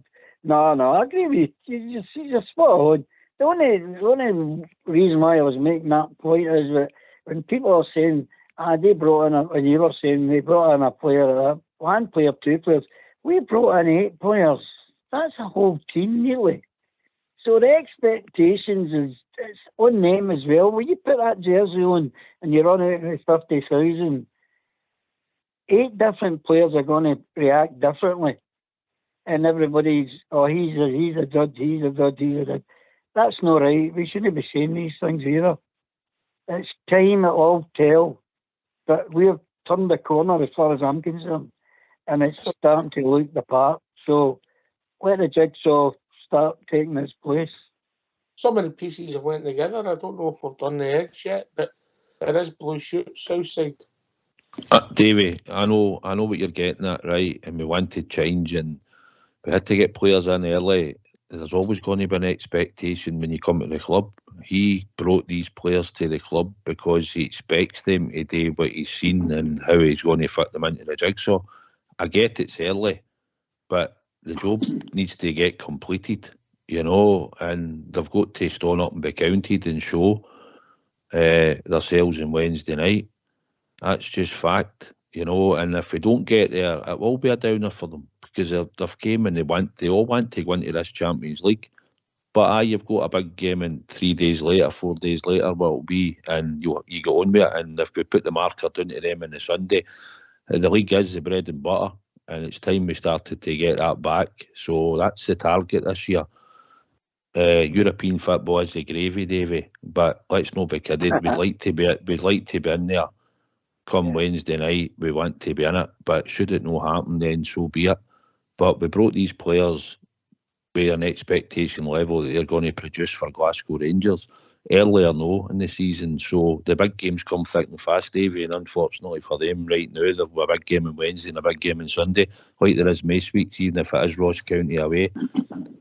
That's what you get when you sign up to play for Glasgow Rangers. You get games thick and fast and big games, and that mean something to the club and the support.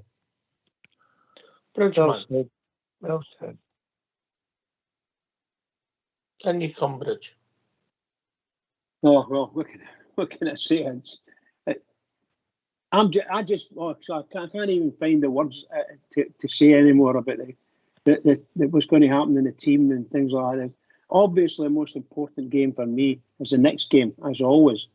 But you know, you can't help but looking a wee bit further for the Celtic games. So it's really difficult for me. I just want us to win. I want us to win. I don't care how the score. I just want us to win. And then that'll lead us on to the big game of the weekend. And hopefully that should settle us all at that game. Sorry?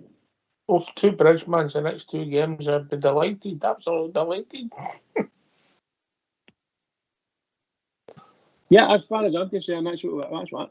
The big one is The nerves might be short. The nerves might be short, but once the two games are finished, I'd be absolutely delighted. Absolutely. Aye, you would be. Aye, tenderhooks.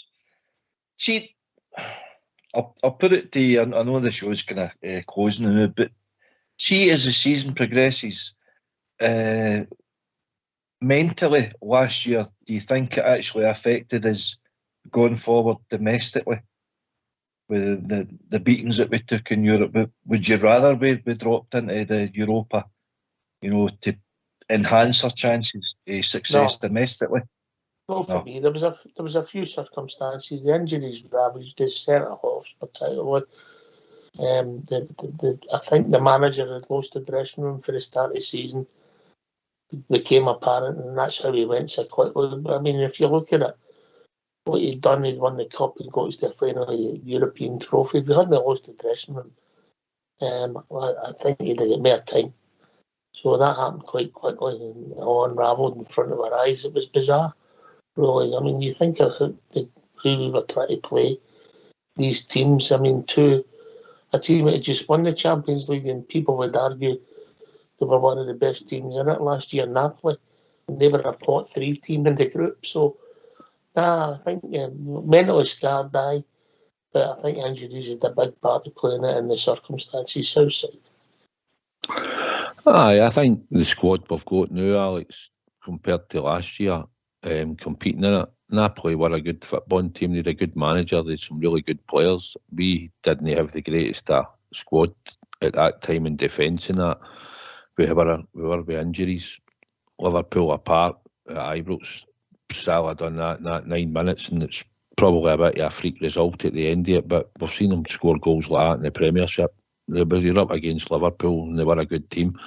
But no, I don't think we should fear getting into it. I think that's, if we can qualify for it, we want to definitely be at the party, mate, and we hopefully will put up a better showing.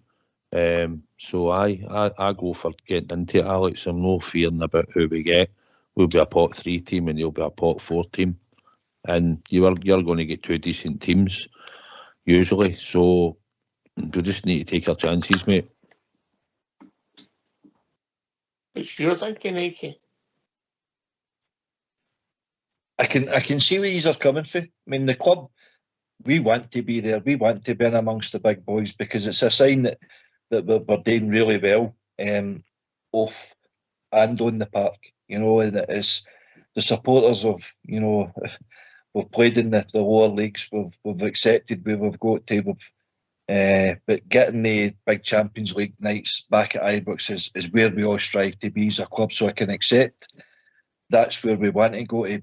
But I fear that the beatings that we took, whether we like it or no, carried on into the mentality of the players, which they sapped the confidence out of them, and it affected their performance on a Saturday. I just think that we were more comfortable in the Europa League. We took confidence out of. We were still playing against good clubs and we were still getting great results, and we took that into. We should have won the league.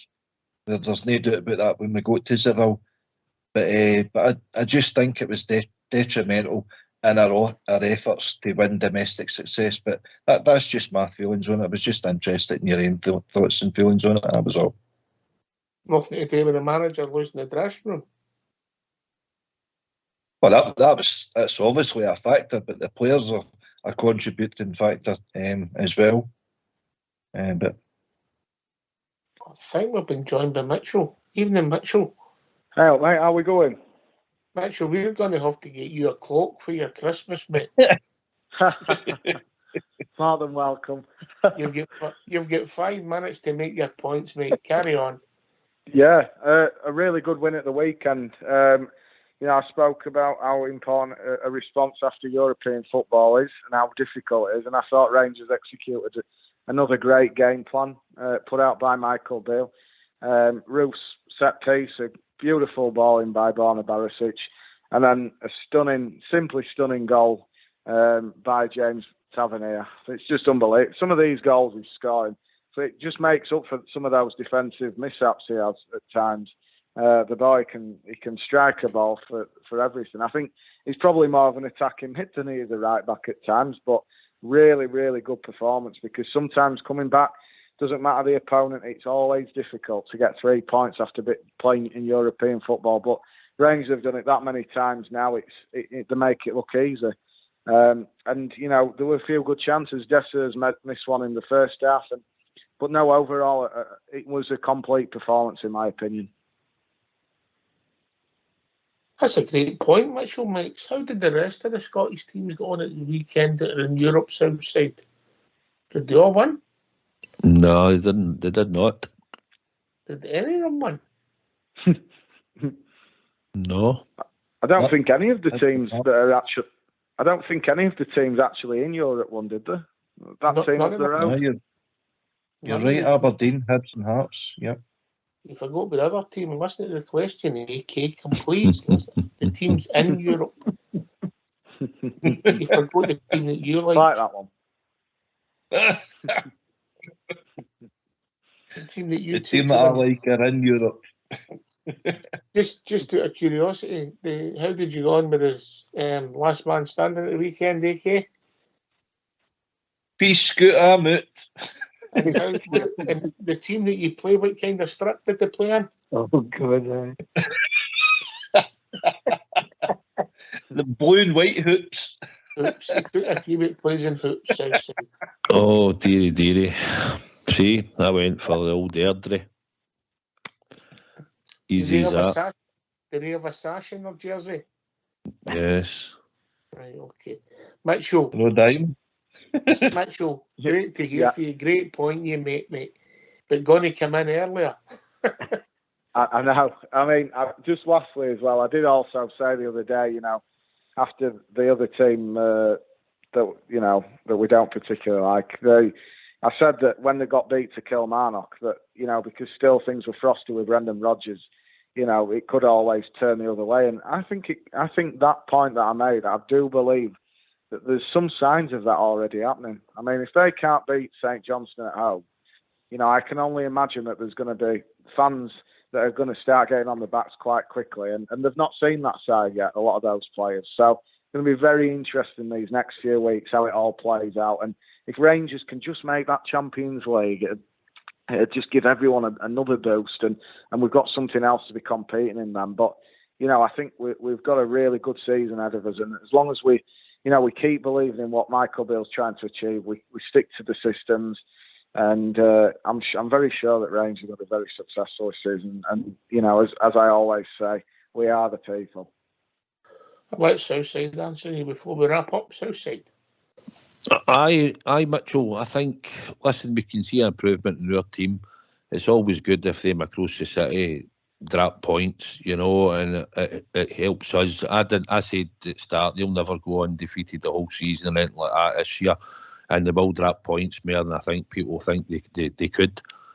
So it was positive, mate, and we're just looking at what we do. We've got a good chance come Sunday to put a nail right in their coffin, and get a good victory. And if we can get a right good victory and convincing victory against them, it puts heaps of pressure onto him. But it's all about what we do, Mitchell, and hopefully we'll start showing a good bit of consistency. And I agree with what you said. The games after the European games are usually the hardest ones, where you've got to come back and make sure you get the 3 points. And hopefully this year we'll manage to do that. And if we can get the victory on Wednesday, it puts us through. It gives the whole club confidence, and we should just bounce right into that game on Sunday. Totally agree.